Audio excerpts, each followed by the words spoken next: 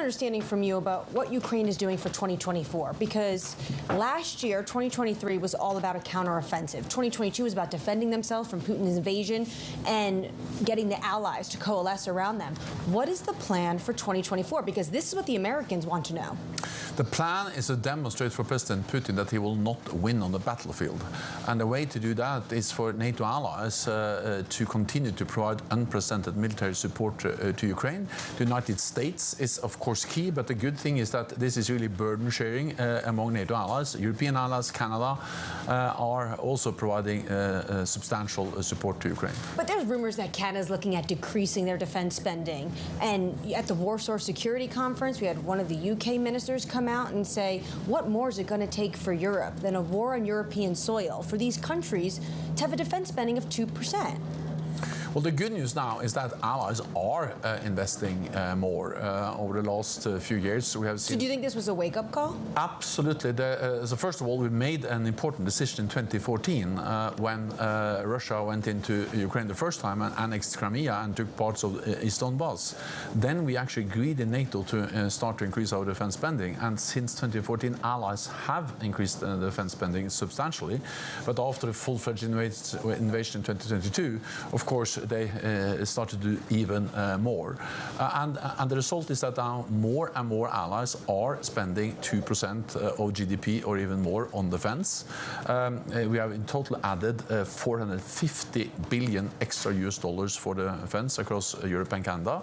And they are investing in advanced weapon systems, F-35s, air defense systems, both to protect NATO territory, but also to be able to continue to provide supplies to Ukraine. So what is the ask specifically from Zelensky? His ask is to get more weapons and more sustainment of those weapons. So this is about, deploying new batteries, air defense batteries, artillery, and so on. But this war is now becoming a war of attrition, meaning that it's not only about deploying new systems, but also ensuring that we have enough ammunition, that we have enough spare parts and maintenance. And allies are doing exactly that. We're also working with the Ukrainian defense industry to help to increase production inside Ukraine. So yes, it's a huge task. We should not underestimate Russia in any way, but we have to remember where this started. When the full-fledged invasion happened in February, most experts believed that Putin was going to take control of Kyiv within days and Ukraine within weeks. That didn't happen. The Ukrainians have liberated roughly 50% of the territory that Russia occupied in the beginning. The feeling in Washington is this last supplemental aid will be the last one. We're going into an election year. It's a deeply divided political situation. What happens then looking into 2025? How can Ukraine sustain itself without the backing of the United States? Wars are by nature unpredictable, and no one can say exactly how this war will end or when it will end. But what we do know is that we cannot allow President Putin to win because that will be a tragedy for the Ukrainians, but it will also be dangerous for us because then the message to President Putin is that when he violates international law, when he attacks another country, he gets what he wants, and that will be dangerous for all NATO allies. And perhaps more importantly, or as important for the United States, is that this will also be very closely monitored in Beijing. And of course, the threshold for China using military force in another part of the world will go down if President Putin is allowed to get what he wants by using force in Ukraine. So it matters for the United States, for the security of the United States, that President Putin doesn't win in Ukraine, and therefore we need to support Ukraine. An obvious theme that's come up, even just being in Davos for 24 hours, has been this concern in Europe specifically, and a lot of members around the world, of Trump 2.0 returning. He had a big win last night in Iowa. This is someone you spent a lot of time with. When Europeans like Christine Lagarde last week said Trump is a threat to Europe, when they say that, you spent a lot of time with this man, what's your response? Well, first of all, it's not for me to be part of the US election, as it's not my responsibility to be part of any election inside the NATO alliance in different NATO allied countries. But do you think he's a threat to Europe? What I believe is that regardless of the outcome of the elections in the United States, the US will remain a staunch and important NATO ally, because it is the security interest of the United States to have more than 30 friends and allies, something China, Russia doesn't have at all. It makes the US safer and stronger to have NATO. It's a good deal for the United States to have NATO. Second, there's strong bipartisan support in the Congress for NATO. And thirdly, the main complaint from President Trump and from the United States over many years has been that European NATO allies are not investing enough in NATO. That's exactly what they now do. So we have a very good story to tell, that yes, we understand that the United States complained about that so few allies invested 2% of GDP on defense.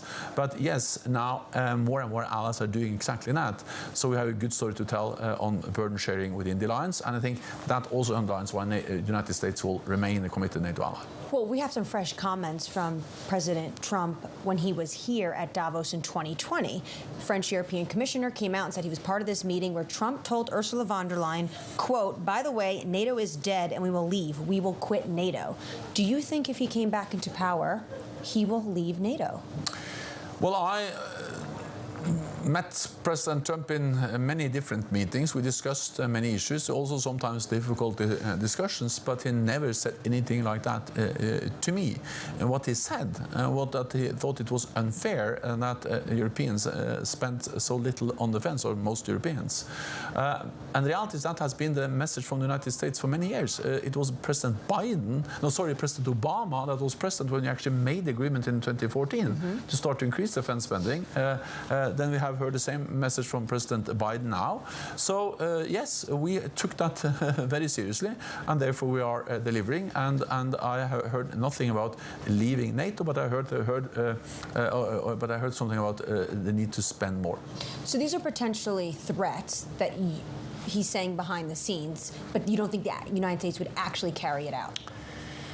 I don't think so, because it is in the security interest of the United States to have a strong NATO. It's obvious that the strong NATO is good for Europe, but it's also good for the United States. To have close security cooperation with the United Kingdom, with Germany, with Canada, with many other with European allies, gives the United States a platform to project power around the world.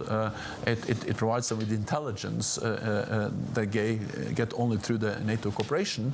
And of course, it is also a great advantage if you compare or are concerned about China, because if you put US and NATO allies together, we are 50% of the world's GDP, 50% of the world's military might. So this makes also the United States safe and secure.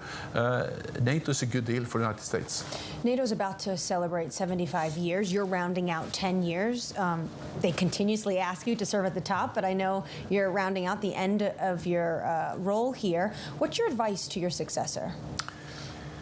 Is to ensure that we continue to stay united. NATO is the most successful alliance in history because, despite differences, different political parties, different geography, history on both sides of the Atlantic, we have been able to unite around the core task to protect and defend each other, sending a message to any potential adversary that an attack on one ally would trigger a response from the whole alliance. And by doing that, we are preserving peace, preventing a war. So the unity is key, and the other main message is that we need to be able to change. We are successful because when the world is changing, NATO is changing, and that's exactly what we've done over the last years. The buzz is that it's going to be Mark Rutte. Do you think he has it in him to handle potentially all these different personalities? Also, Mark Rutte is a good colleague. We have been prime ministers together. I've been Secretary General during his tenure as Prime Minister of Netherlands. He has a lot of experience. But of course, I'm responsible for many decisions at NATO, but I'm not responsible for the decision to select my successor.